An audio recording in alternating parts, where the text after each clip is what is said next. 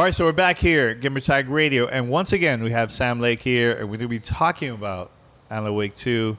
Sam, once again, I know I got to see you at Summer Game Fest. Great conversation. One of my favorite interviews I did during that time. Great conversation about the game. How you doing, man? I know it's getting close to the release of the game. It's both wonderful and nerve-wracking, and also there is an element of exhaustion, like such a long road, so much work has gone into this, and the final stretch is always a bit of a crazy rush, bugs to fix, polish to be done. Yeah. It is great to be able to show this now to people, and the reception has been very, very positive. That's also really, really important to the team back home. Still kind of like needing to keep on working on it. A boost of energy for sure. I noticed because I also got the opportunity to play the game and everything. So I played with Saga, also with Alan.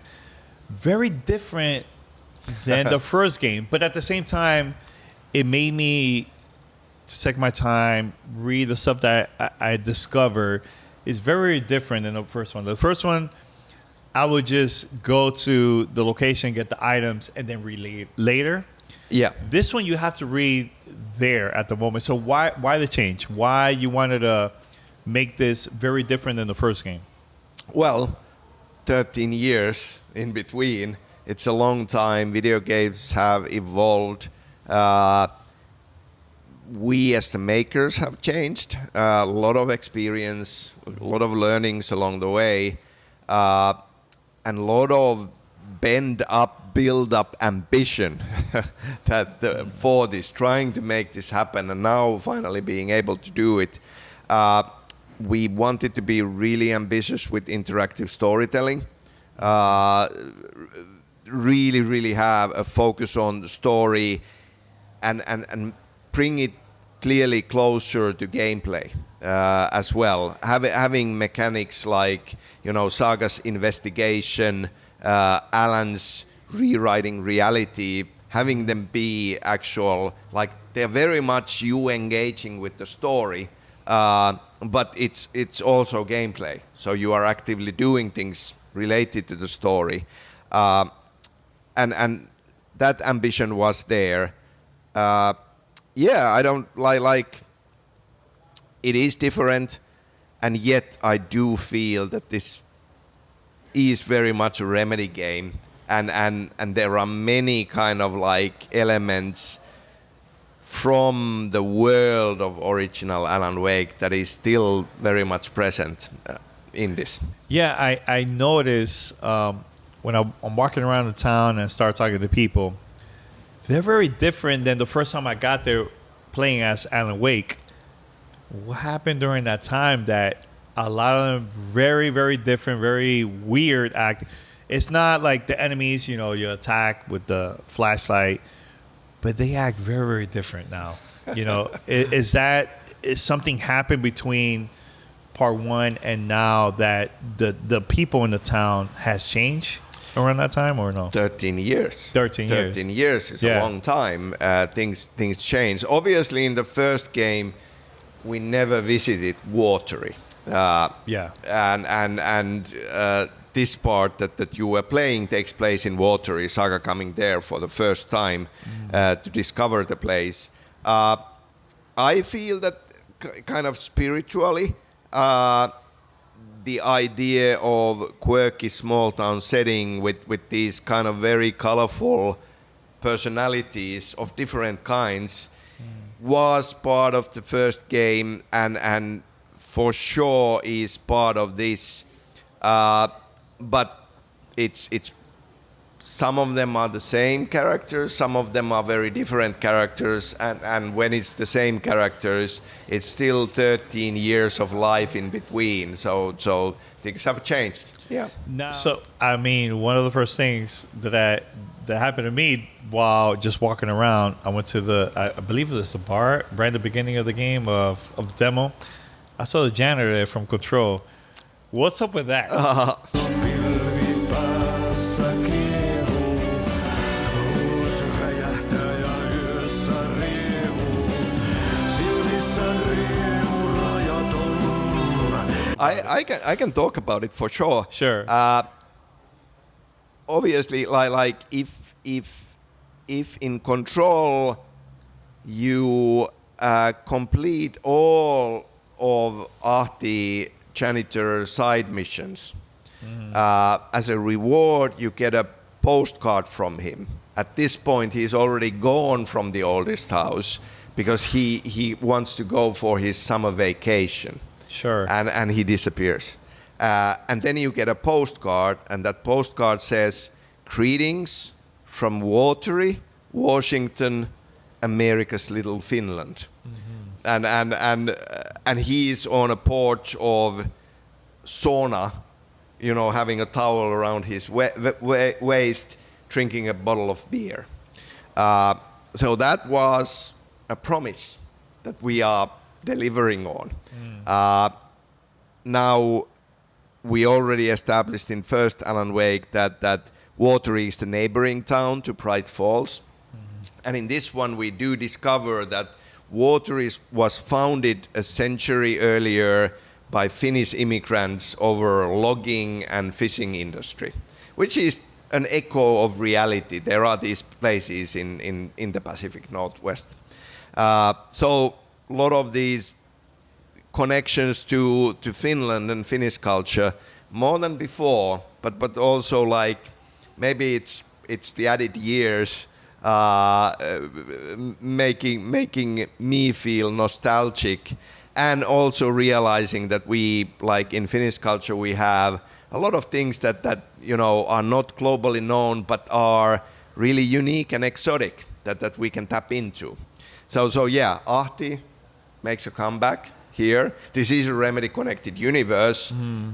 Connecting Alan Wake and Control, they are part of the same world. So they are present, these elements are present in this. Ahti has an interesting role to play in this experience. Not gonna spoil anything, but you will find him in surprising places. FBI, show yourself!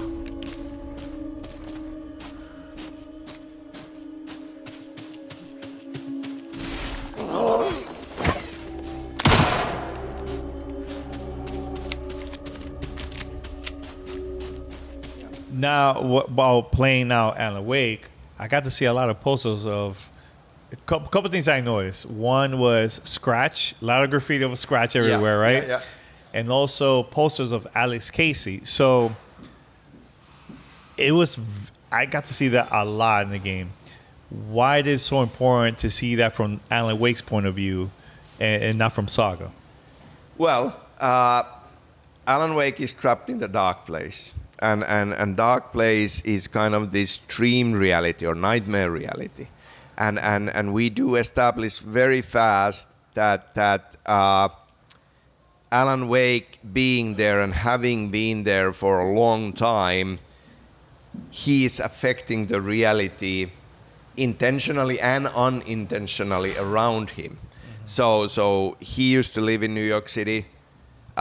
For years and years, he wrote Alex Casey books set in New York City. And now the dark place around him takes the shape of this nightmare New York City. Very much it is psychological horror, and the idea is that it's almost like his thoughts and his fears, and most definitely the fiction he is creating, is affecting his surroundings. So how you should be approaching it is that everything has a meaning. Everything seems to be coming from him. Alex Casey is his creation, so Alex Casey is haunting the city in many ways. He fears his dark double Scratch. Scratch is present in many ways around him. So we set out to create an experience where graffiti, posters, signs, everything has a meaning and everything is talking about his mind.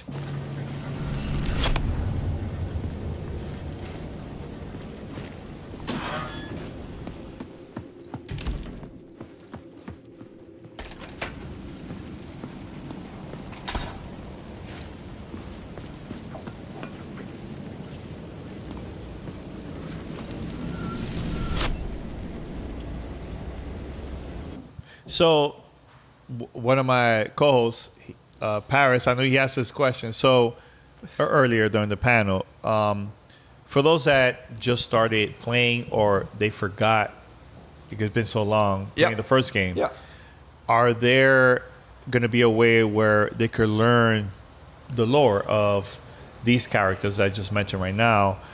For them to get up to date, like, okay, I get it now, what's going on? Or do they have to start playing as Saga to find out everything out with the villains, as Alan Wake? Yeah, the experience starts with you playing as Saga. That's the beginning of the game. Once you proceed far enough, then we'll open up Alan Wake's side in the dark place. So the idea very much is there that Saga as a character doesn't know anything about the supernatural background or history in this world, but she's a fast learner, and players are fast learners as well. So together with Saga, you will learn and go through the basics of the setup. And only then kind of we will dip you into the craziness around Alan Wake. This is self-contained enough that you don't need to know anything. You can go in, you can enjoy it, you can understand it.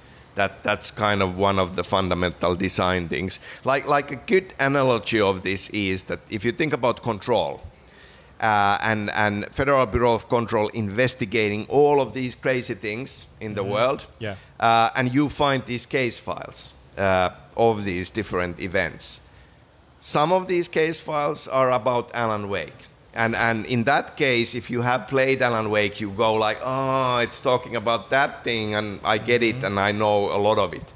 Many of them we just invented specifically for Control. And then when you read these case files, you are not lost. You are like, oh, that's a fascinating concept. Yeah, I would love to learn more about this someday. But for now, like I got these, ideas and I'm moving on. I think that is a good example of connected universe in the sense that in this sequel, Alan Wake 2, you will find details that are pointing towards Control, pointing towards the original Alan Wake, but they are self-contained enough that you get like, oh, that's a cool idea. I don't know what kind of is behind it. I enjoyed it on its own, and I'm moving on. But for the returning fans coming back in, there is suddenly a whole added world of meaning to these things, and suddenly even some new information on like, I never thought about that from this perspective. That's really interesting, and kind of like, of course, you can go and play Alan Wake Remastered, play Control, just go crazy. You won't maybe have time to do that before we release this game. But I think it works just the same. If you play this, if you love it, then you can go back to those earlier games and find out what these things were all about. Yeah, see, like when I play with Saga, the demo, I noticed that I noticed that there was things that were very new to me, but with Alan, it's stuff that are related to that, right? So my last question is, how do you guys manage to balance that out for like the newcomers and also the hardcore fans to understand the story and learn new things about both characters and new stuff that we haven't never discovered from the first game? Yeah, it is a balancing act. This is a new story as a whole. This is a new story. It goes forward. It doesn't really dwell on our previous games. It does connect to them, but we are advancing, and that's the main thing. And Alan Wake's side might feel like it kind of like is deeper into that lore. But how we take you to the beginning of Alan Wake's experience, we actually cover quite a lot of these basics there as well from the get-go. and then you are ready to kind of go forward. Yeah. Sam, I just want to say thank you for the opportunity. I love the demo. Very different than the first game, but the thing that I love about this game is like I'm taking my time. Now I'm reading it. The first one it was more, I'm just moving. I'll read It was later. an action game. Yeah. This is a horror experience. Horror game, yeah. Slower pace. But also mystery too. Yes. Yes. There is a lot of mystery. Yeah, Yes. but great job, and I can't wait to play the full game, man. So Thank you. I can't wait. All right, thanks a lot, man. Thank you. No problem.